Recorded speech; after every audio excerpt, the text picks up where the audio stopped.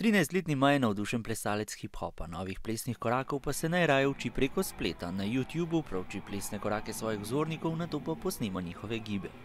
Se učim z spleta, zato ker je tako veliko koreografov, ki so tako profesionalni in vse, pa plesalci, pa veliko idolov je, ki jih tako rad gledam.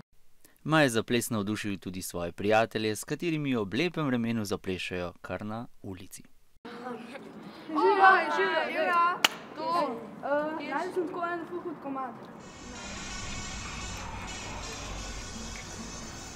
V hip-hopu je freestyling oziroma prosti slog zelo pomemben, plesalci pa morajo imeti izostren sluh in občutek za ritem.